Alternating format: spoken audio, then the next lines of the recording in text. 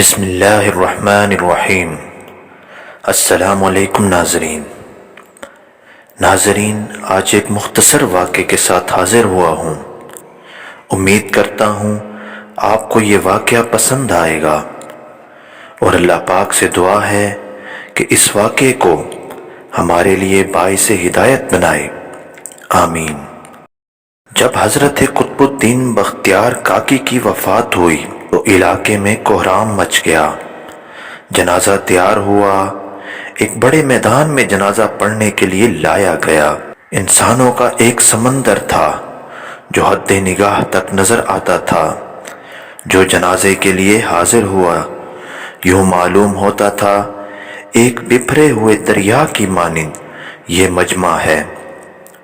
جب جنازہ پڑھانے کا وقت آیا، ایک آدمی آگے بڑھا، کہتا ہے کہ میں وصی ہوں، مجھے حضرت نے وصیت کی تھی، میں اس مجمع تک وہ وصیت پہنچانا چاہتا ہوں۔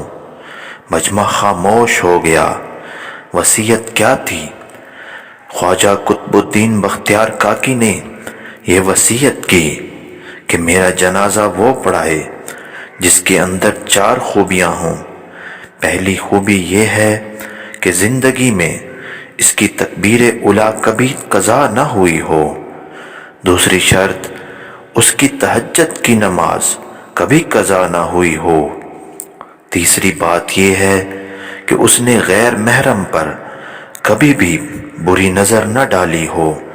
چوتھی بات یہ ہے کہ اتنا عبادت گزار ہو حتیٰ کہ اس نے عصر کی سنتیں بھی کبھی نہ چھوڑی ہوں۔ جس شخص میں یہ 4 خوبیاں ہوں وہ میرا جنازہ پڑھائے۔ جب یہ بات کی گئی تو مجمع کو سانپ سونگھ گیا، سناٹا چھا گیا، لوگوں کے سر جھک گئے۔ کون ہے جو قدم آگے بڑھائے؟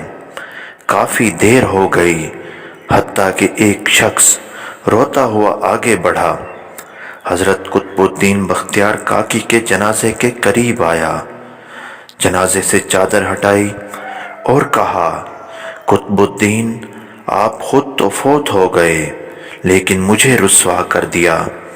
اس کے بعد بھرے مجمع کے سامنے اللہ کو حاضر ناظر جان کر قسم اٹھائی، میرے اندر یہ 4 خوبیاں موجود ہیں۔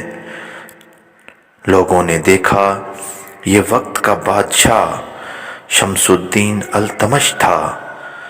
دوستو، اگر بادشاہی کرنے والے دینی زندگی گزار سکتے ہیں، کیا ہم دکان کرنے والے یا دفتر میں جانے والے کیا ایسی زندگی نہیں گزار سکتے؟ اللہ رب العزت سے دعا ہے کہ ہمیں بھی ایسا ہی نیک کر دے، آمین ثم آمین۔